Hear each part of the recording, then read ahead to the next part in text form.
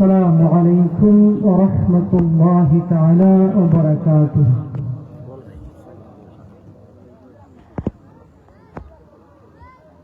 إن الحمد لله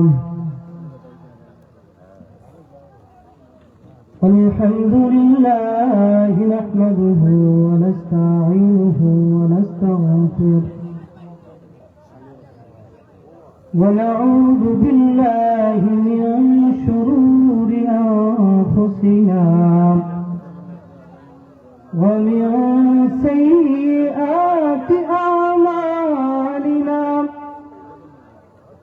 من يهده الله فلا مضل له ومن يضلله فلا هادي له ونشهد أن لا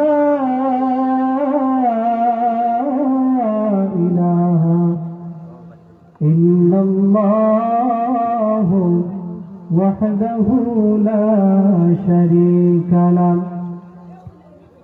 ونشهد أن سيدنا إمامنا وقدوتنا وسندنا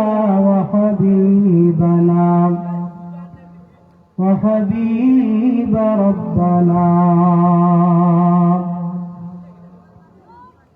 وطبيبنا وقلوبنا ورؤوفنا ومحبوبنا ومعشوقنا ومولانا محمدا عبد الله ورسوله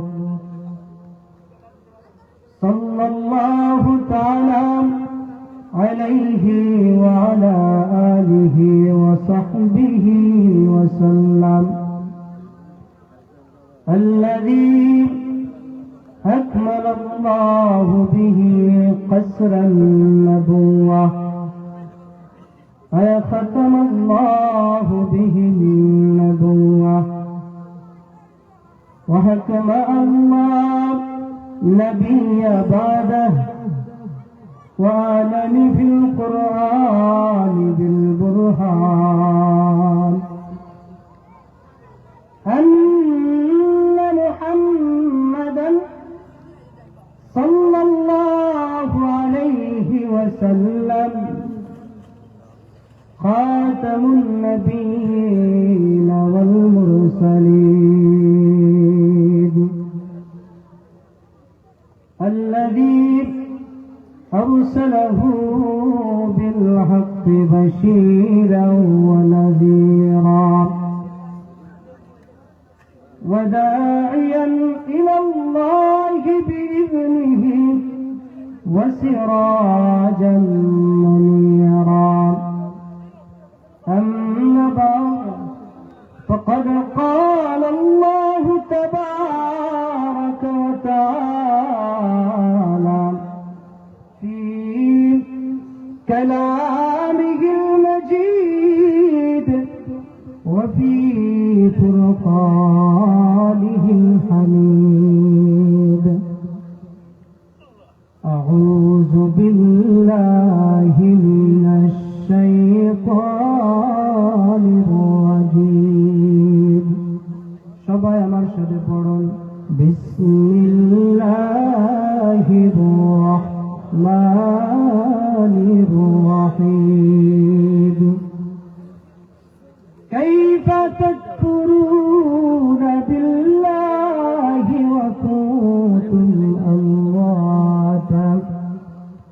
وكنتم أمواتا فأحياكم ثم يميتكم ثم يحييكم ثم إليه ترجعون.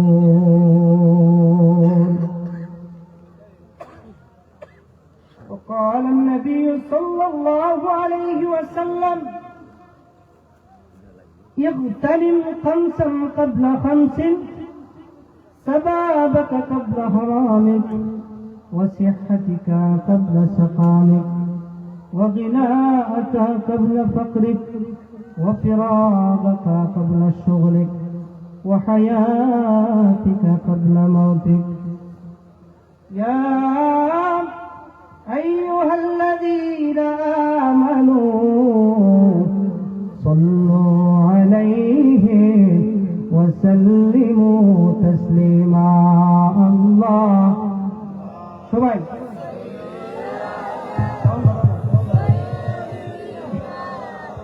مولانا محمد وعلى آله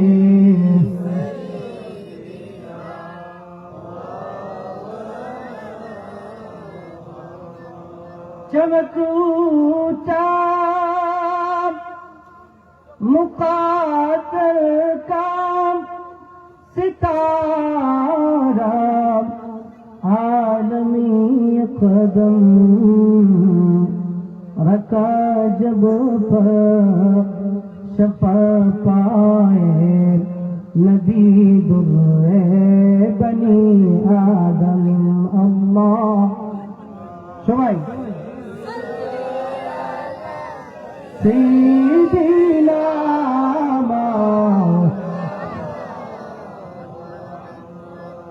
وعلى آله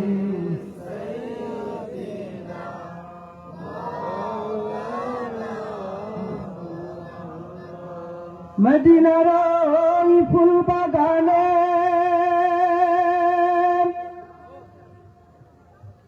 কত উড়ে রে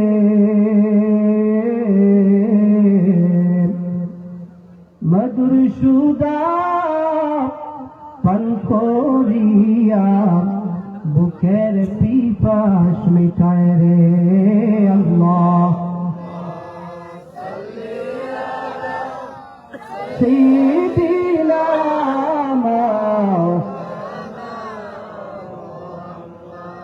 ওয়ালা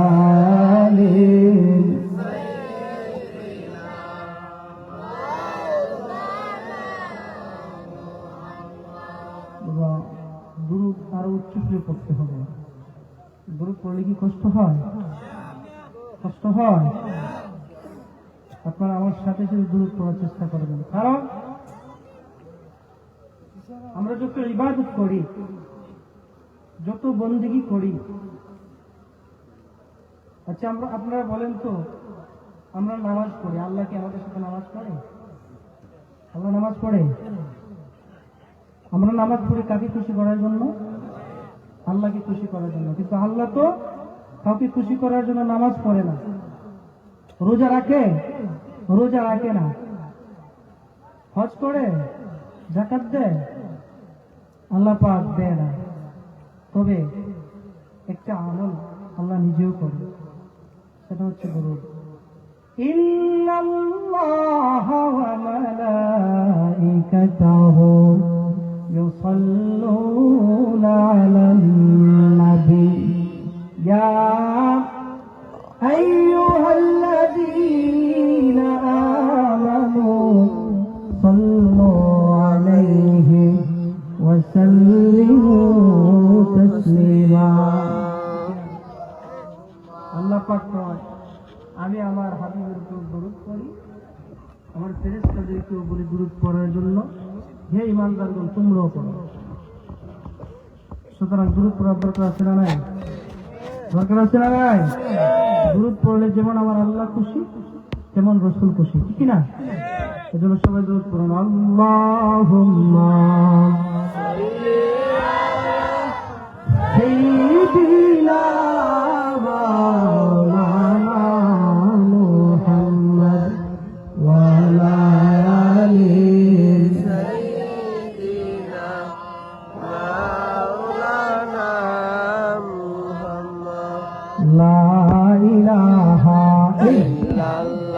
জোরে লা ইলাহা ইল্লাল্লাহ, ও লা ইলাহা ইল্লাল্লাহ, ও লা ইলাহা ইল্লাল্লাহ,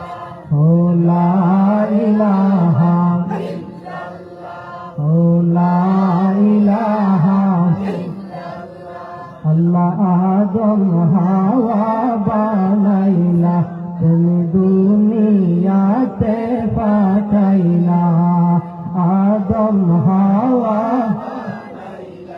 আল্লাহ দুনিয়াতে পাঠাইলা 300 বছর পরে দুয়া কবুল 300 বছর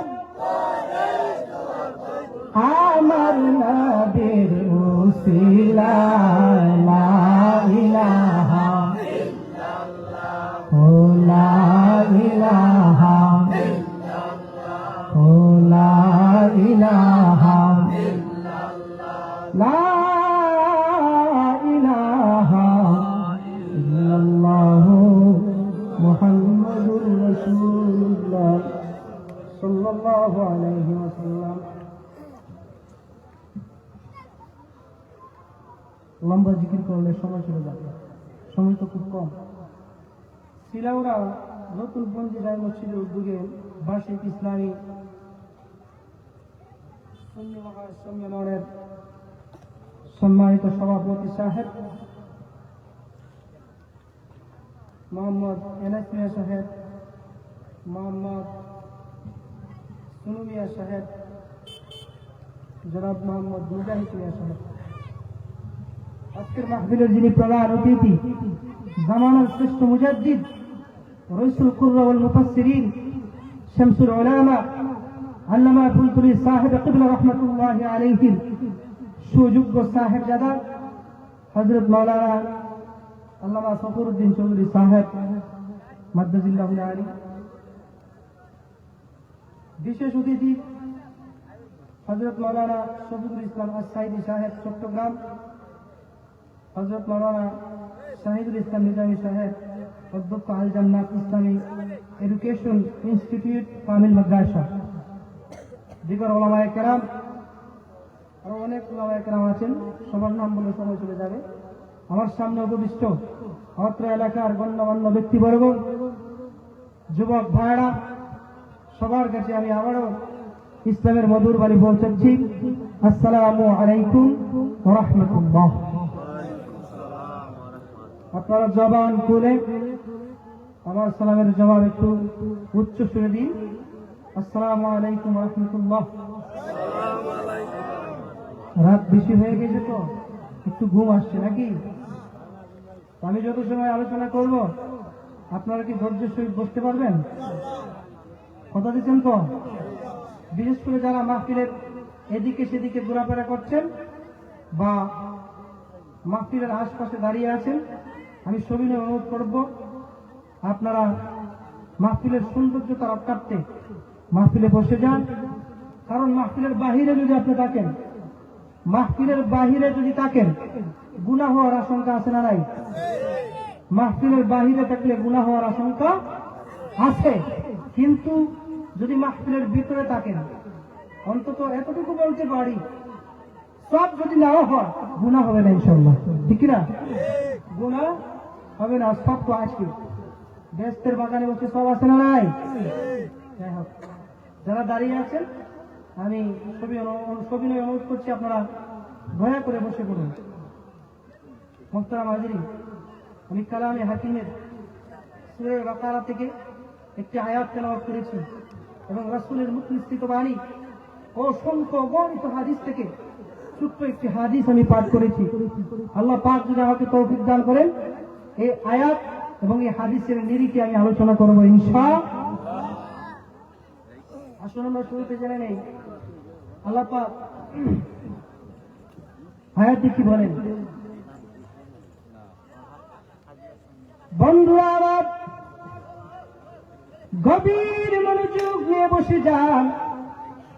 আল্লাহ পাক রব্বুল আলামিন কোরআনুল কারীমে কত সুন্দর ভাষায় বলে দিলেন। আল্লাহ বলেন, কাইফা তাকফুরুনা বিল্লাহি ওয়া কুনতুম আমওয়াতা ফাআহইয়াকুম। আল্লাহ রাব্বুল আলামিন কত সুন্দর ভাষায় বলে দিলেন। আল্লাহ বলেন, কাইফা তাকফুরুনা বিল্লাহ। আল্লাহ পাক রব্বুল আলামিন বলেন,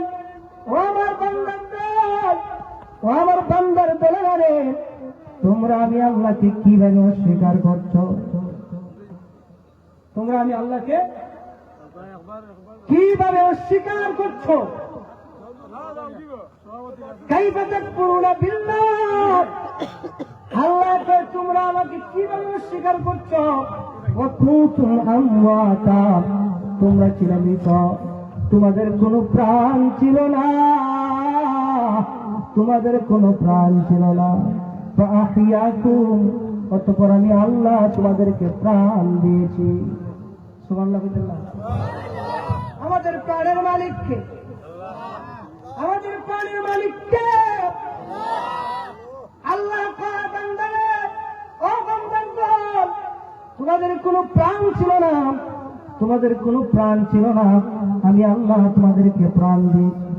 এই প্রাণ পাওয়ার পর কেউ কোটি টাকার মালিক হয়ে গেল। এই প্রাণ দেওয়ার পর কাউকে আমি অট্টালিকার মালিক বানিয়ে দিলাম, কাউকে আমি ওসি বানিয়ে দিলাম, কাউকে ডিসি বানিয়ে দিলাম, কাউকে এসআই বানাইলাম, কাউকে এনএসআই বানাইলাম, কেউ চেয়ারম্যান হয়ে গেল, কেউ এমপি হয়ে গেল, কেউ মন্ত্রী হয়ে গেল। আল্লাহ পাক রব্বুল আলামিন এই আয়াতের পরের বাক্য আবার জানিয়ে দিলেন, বান্দারে, ও বান্দার দল, তোমরা এত কিছু হইলা, তোমাদেরকে আমি এত দামি বানাইলাম, কিন্তু এই দাম চিরদিন থাকবে না। এই অট্টালিকা তোমার চিরদিন থাকবে না, এমনকি তুমি চিরদিন থাকবে না। তুমি থাকবে না তো তোমার অট্টালিকা দিয়ে কি লাভ? আল্লাহ কয়, সুম্মা ইউমীতুকুম, বান্দারে, আমি প্রাণ দিয়েছি, তোমাদের প্রাণ ছিল না, আমি আল্লাহ প্রাণ দিয়েছি। এই প্রাণ পাওয়ার পর এমপি মন্ত্রী ওসিডিসি এসআই এনএসআই কত কিছু হয়ে গেল। বান্দারে, আবার আমি আল্লাহর ডাকে, সুম্মা ইউমীতুকুম, আমি আল্লাহ তোমাদেরকে আবার মরণ দেব।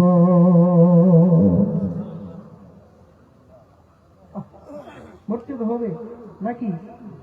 না মরণ থেকে কেউ বাঁচতে পারবে? মরণ থেকে যতই পালায়, মরণ তোমার নিভে গিরি, যদিও শুধু আকাশ পানে লোকাও সেটাই লাগে সিঁড়ি। নদী পথে চালাও নৌকা, ও মাঝি ভাই, বেলা ডুবার আগে আমি অপার উঠতে চাই। ডুবে গেলে বেলারে আর ওঠে না, ভেঙে গেলে মেলা রে আর জমে না। ঠিক কিনা বলে? এজন্য আল্লাহ বলেন, আইনামা তাকুনু ইউদরিকুমুল মাউত ওয়ালাউ কুনতুম ফি বুরুজিন মুশাইয়াদা, মরণ কাউকে ছাড়বে না, মরণ কাউকে ছাড়বে না। যদিও শুধু আকাশ পানে লুকিয়ে থাকো, মরণ তোমাকে পাকড়াও করবে। ওই যে দেখো ডাকিতেছে তোমায় কবরের মাঝ, তোমার গলার দিন গাইয়া গেলে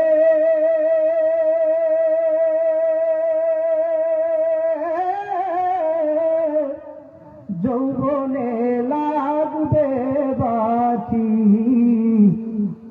ওই যে দেখো ডাকিতেছে তোমায় কবরের মাঝ। ঠিক কিনা বলুন বাবা?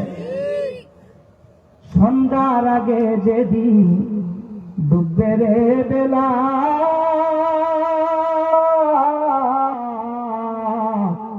এক পলকে শেষ হইবে তোমার রঙ্গেরি মেলা। সন্ধ্যার আগে যেদিন ডুববে রে বেলা,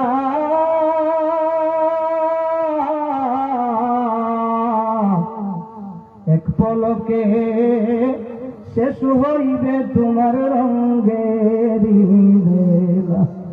তুমি কারে দিবা জুড়ে দম,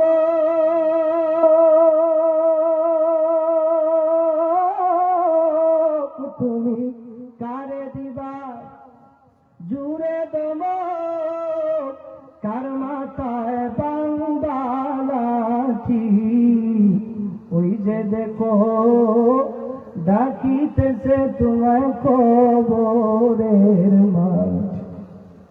ঠিক কিনা বল? এ বন্ধুরা,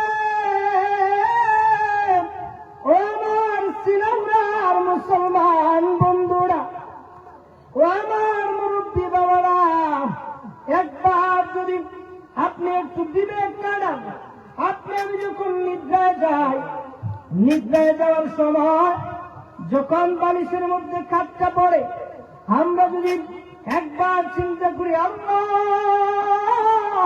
কোথা থেকে আমাদেরকে পাঠাইলা, আবার আমাদেরকে কোথায় তুলে নিয়ে যাইবা। ও বন্ধুরে, একবার যদি নিজের মাথায় আনে, আমার মনে হয় দুনিয়ার মুহে পড়তে পারেন না। ঠিক কিনা? যে এই চিন্তাটা করবে সে দুনিয়ার মায়া করতে পারে না, সে আল্লাহর প্রেমে পাগল হয়ে যাবে। ঠিক কিনা বলুন? আমরা দুনিয়ার মুহে পড়ে আছি, আল্লাহর প্রেমে, আল্লাহর প্রেম, রসুলের প্রেম অন্তরে লালন ধারণ করতে পারি না, এই জন্য দুনিয়ার অস্থিরতে আমরা লিপ্ত। বন্ধুরে আমার, কয়দিন তুমি করবা?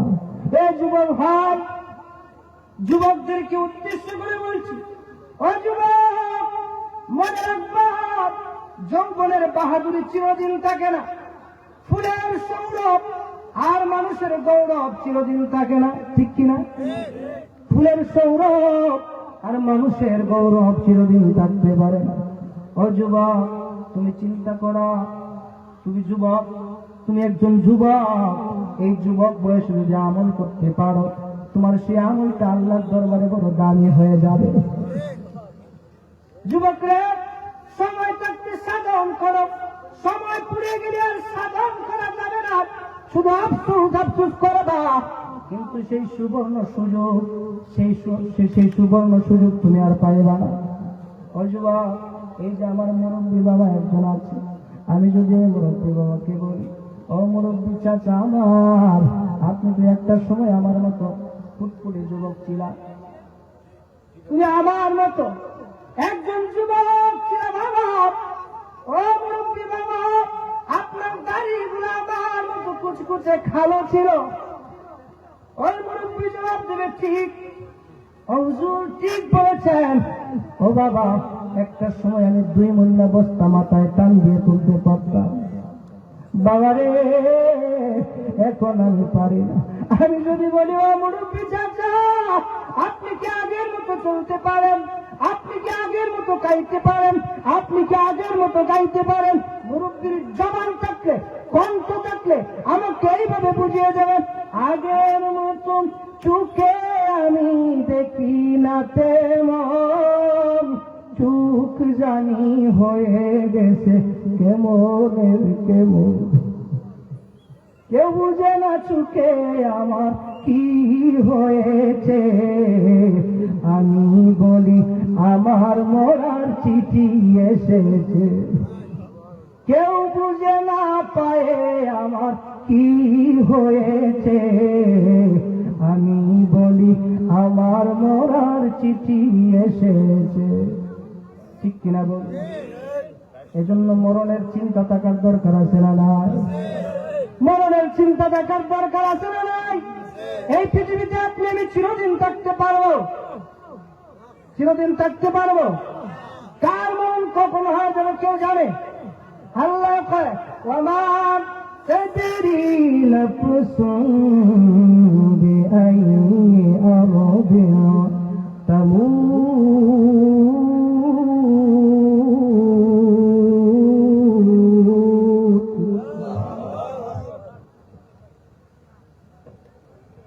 আল্লাহ পাক বলেন, ও বান্দা, তুমি তো জানো না রে কখন কোন দিন তোমার মরণ হয়ে যাবে।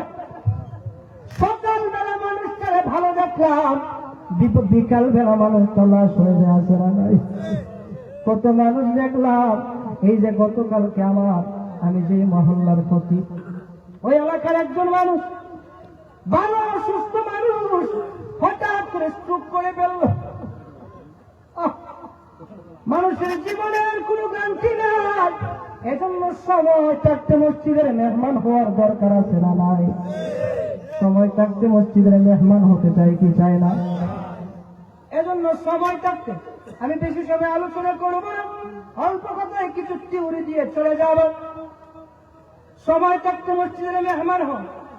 মুয়াজ্জিন যখন মসজিদে আল্লাহর হুকুমে হাইয়া আলাস সালাম হাইয়া আলাল ফালাহ বলে রিংটোন বাজায়, আপনার মোবাইলে যে ফোনটা আছে ওই মোবাইলে যখন কল আসে আপনি কলটা রিসিভ করার জন্য পাগল হয়ে যান, কে জানি রে আমাকে স্মরণ করে।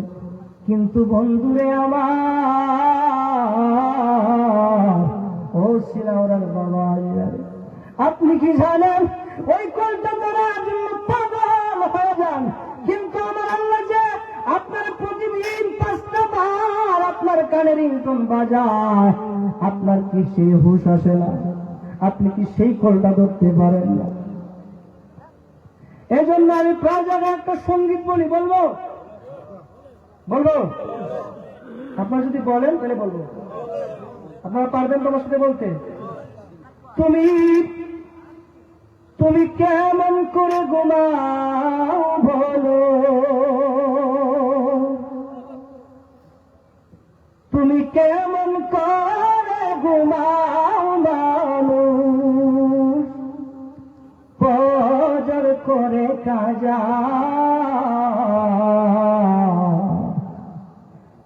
এমন তো হতে পারে জোহরে জানাজার তুমি, এমন তো হতে পারে জোহরে জানাজা, ঠিক কিনা বলি? তুমি কেমন করে ঘুমাও মানুষ, ফজর করে কাজা, এমন তো হতে পারে জোহরে জানাজার, তো এমন তো হতে পারে জোহরে জানাজা, ঠিক কিনা বলুন? মুসলিম হয় না জন্ম নিলে মুসলমানের ঘরে, কাফের মুমিন তো পাপটা হয় নামাজের উপরে, রে মানুষ নামাজের উপরে। আরে মুসলিম হয় না জন্ম নিলে মুসলমানের ঘরে, কাফের মুমিন তো পাপটা নামাজের উপরে, মানুষ নামাজের উপরে। ওই নামাজ যেন হয় না কবু, নামাজ যেন হয় না কবু, কখনো বাইকা যায়, এমন তো হতে পারে জোহরে জানাজার পর, এমন তো হতে পারে জোহরে জানাজা, ঠিক কিনা বলে? বেনামাজির লাশ কবরে রাখিবে যখন, মাটির চাপে পাজরের হাত ভাঙবে রে তখন, ভাত ভাঙবে রে তখন। বিষান্ত সাপের চুবল, বিষান্ত সাপের চুবল, বেনামাজির সাজা, এমন তো হতে পারে জোহরে জানাজার, তো এমন তো হতে পারে জোহরে জানাজা। সবাই বলি মারহাবা। এই জন্য নামাজের দরকার আছে না নাই? ইবাদতের দরকার আছে না নাই? ও বন্ধুরে কি বলছিলাম, আমার আল্লাহ বলেন, আমার আল্লাহ কোরআনের মধ্যে বলে দিলেন, বান্দারে হায়াত দিলাম আমি, হায়াত দিলাম আমি, প্রাণ দিলাম আমি, দুনিয়াতে আবার তোমাদেরকে মরণ দেব, আবার সুম্মা ইউমীতুকুম, আবার তোমাদেরকে মরণ দেব, সুম্মা ইউহয়িকুম, মরণ দিয়ে আমি শেষ করব না, মরণ দিয়ে আমি শেষ করব না। ও বান্দার দল, মরণে শেষ হয়ে যায় না, কবরে আবার হায়াত দেওয়া হবে। সুম্মা ইউহয়িকুম, কবরে আবার হায়াত দেওয়া হবে। আমার কথা বুঝেন না আপনারা? বুঝেন তো? চলবে? কবরে আবার হায়াত দেওয়া হবে। সুম্মা ইলাইহি তুরজাউন,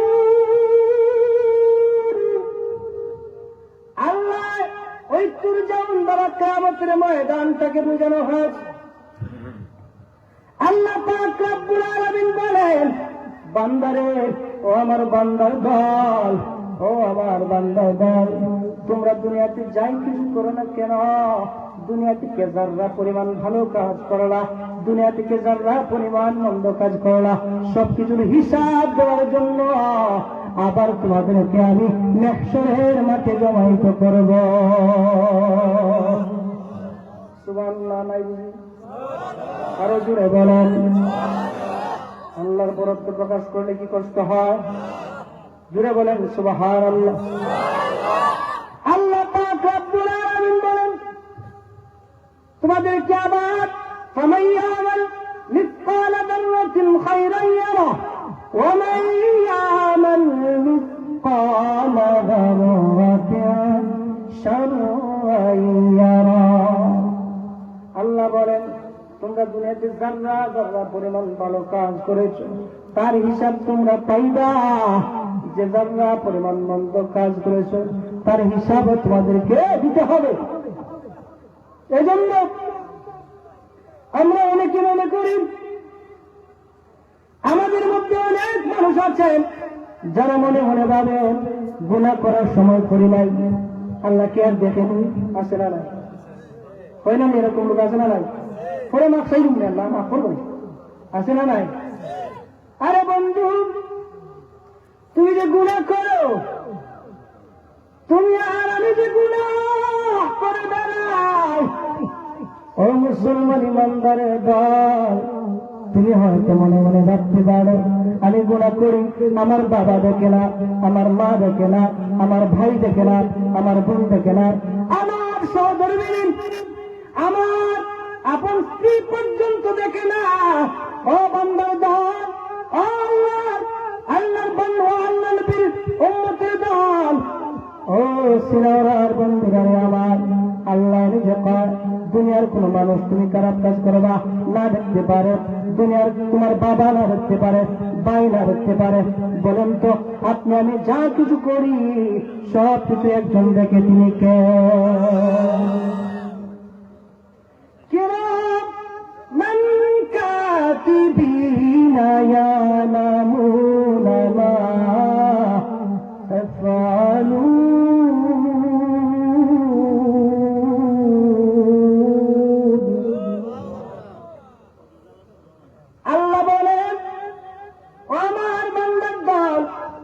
দুনিয়াতে তোমরা যা কিছু করো না কেন, গোপনে গোপনে, প্রকাশ্যে অপ্রকাশ্যে, রাতে দিনে যা কিছু করো না কেন, বান্দার দল, আমি আল্লাহ শুধু দেখি না, আমি আল্লাহ শুধু দেখি না, বান্দার দরবারে তোমার দুই কাঁধে দুই ফেরেশতা আছে, কিরামান কাতিবিন। আল্লাহ কয় ওই কিরামান কাতিবিনের দ্বারা তোমরা যা কিছু করো না কেন সব কিছু আমি আল্লাহ অক্ষরে অক্ষরে লিপিবদ্ধ করে রাখতেছি। এজন্য গুলামি করতে হবে। এই দুনিয়াতে মুসাফির খানা, গুলামির জায়গা। এই দুনিয়াতে রং তামাশা করা যাবে না, ফুর্তি করা যাবে না, বেশি বেশি কাঁদতে হবে, বেশি বেশি কাঁদতে হবে। এই জন্য দুনিয়াতে কিভাবে চলতে হবে রাসূল বলে গিয়েছেন, আমার আপনার নবী বলে গিয়েছেন। কি বলে গিয়েছেন? আমি শুরুতে একটা হাদিস পাঠ করেছি। আল্লাহ হাবিব বলেন, ইফতারি খামসান ক্বাবলা খামসিন। রাসূল বলেন, পাঁচটার সময় আসার পূর্বে পাঁচটার সময়কে তোমরা কাজে লাগাও। সুবহানাল্লাহ। আপনাদের সুবহানাল্লাহ মনে হয় না? আসেনি? একটু জুড়ে কই,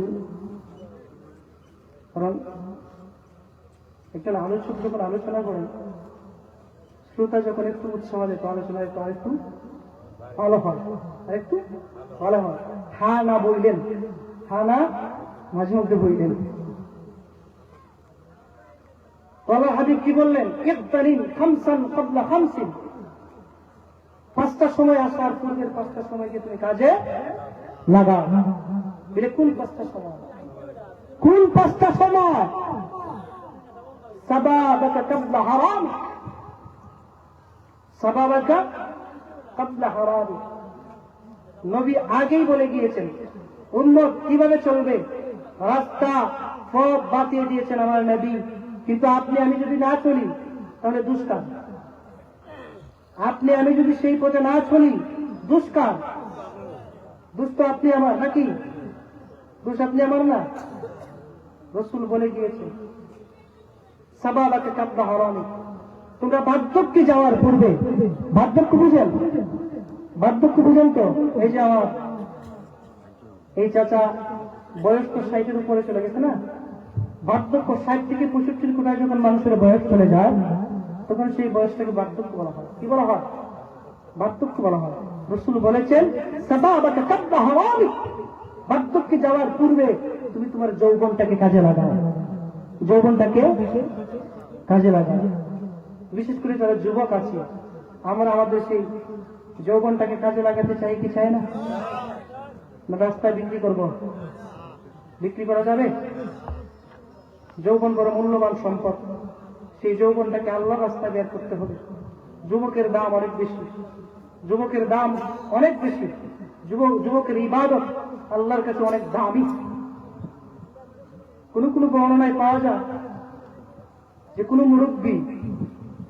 মুরব্বী যদি সারা রাত নফল বন্দিগি করে, কোন মুরব্বী যদি সারা রাত নফল বন্দিগি করে আর একটা যুবক ঘুমিয়ে থাকে, একটা যুবক যদি ঘুমিয়ে থাকে সমান সব।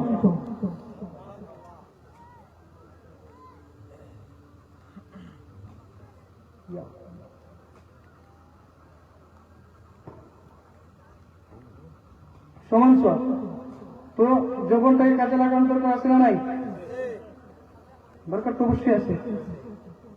আচ্ছা, হাদিসটা শেষ করছি আমি। তো 1 নম্বর সাবাবাকে ক্বাবলা হারাম, বার্ধক্য আসার পূর্বে যৌবনটাকে কাজে লাগানো। 2 নম্বর ওয়াসিহাতিকা ক্বাবলা সাকামিক, আপনি এখন সুস্থ, হঠাৎ অসুস্থ হয়ে যেতে পারেন। পারেন কি পারেন না? আমি সুস্থ, হঠাৎ অসুস্থ হয়ে যেতে পারি। এই জন্য তুমি অসুস্থ হওয়ার পূর্বে তুমি তোমার সুস্থতাকে কাজে লাগাও, সুস্থতাকে কাজে লাগাও। ওয়াগিনাআকা ক্বাবলা ফাকরি, তুমি ধনী আছো, তোমার সেই ধনাত্মকে কাজে লাগাও। কিভাবে কাজে লাগাবো? তোমার ধনাত্মটা কিছু আল্লাহ রাস্তায় দিয়ে করো। কার কথা? আমি মোল্লার কথা আর আল্লাহর হাবিবের কথা? আল্লাহর হাবিবের কথা না, আমি মোল্লার কথা না, আল্লাহর হাবিবের কথা। 4 নম্বর ওয়াফিরাগাকা ক্বাবলা শুগলিক, তুমি ব্যস্ত হওয়ার পূর্বে তুমি তোমার অবসর সময়টাকে কাজে লাগাও। কার কথা? আল্লাহর হাবিবের কথা, রাসূলের কথা। তুমি ব্যস্ত হওয়ার পূর্বে তুমি তোমার অবসর সময়টাকে কাজে লাগাও। সময়ের দাম আছে না নাই? সময়ের দাম আছে না নাই? আচ্ছা, 5 নম্বর ওয়াহায়াতিকা ক্বাবলা মাউতিক, তুমি মৃত্যুর পূর্বে তুমি তোমার হায়াতটাকে কাজে লাগাও। মৃত্যুর পূর্বে তুমি তোমার হায়াতটাকে কাজে লাগাও। ভাই দুস্থ বুজুর্গ, দুনিয়াতে মানুষ চিরদিন থাকে না, একদিন চলে যেতে হবে, কেউ থাকবে না। আমরা যদি আমাদের পূর্বপুরুষের দিকে তাকাই, কত আদর মায়া স্নেহ মমতা করত, কিন্তু ওনারা তো পৃথিবী থেকে বিদায় নিয়ে চলে গেছে। সেইভাবে সেই পথের প্রতীক আমরাও একদিন হতে হবে, আমরাও চিরদিন থাকতে পারবো না। এই জন্য একবার আপনি চিন্তা করেন যে দুনিয়াতে কি করলে আমি আল্লাহর কাছে দামি হব, আল্লাহর কাছে দামি হবে। অনেক কিছু বলার ছিল, সময় স্বল্পতার কারণে আলোচনা আর এগিয়ে নিতে চাচ্ছি না। আল্লাহ পাক যদি আমাদেরকে, বিশেষ করে আমাকে যদি তৌফিক দান করেন আর কোনোদিন আসি, ইনশাআল্লাহ আজিজ আপনাদেরকে আলোচনা শোনাব। উপস্থিত যারা আছেন প্রত্যেকের কাছে আমি একটা আবেদন করব, অনুরোধ করব যে ওয়াজ শুধু শোনার জন্য নয়, বোঝার জন্য নয়, ওয়াজ শুনে কিছু আমল করতে হবে। ওয়াজ শোনার মধ্যে আর বোঝার মধ্যে সীমাবদ্ধ রাখা যাবে না, তার উপর আমল করতে হবে। আল্লাহ পাক আমাদের প্রত্যেককে সঠিক বুঝ দান করুক। ওয়া আখিরু দাওয়ানা আলহামদুলিল্লাহি রাব্বিল আলামিন। আসসালামু আলাইকুম ওয়া রাহমাতুল্লাহ।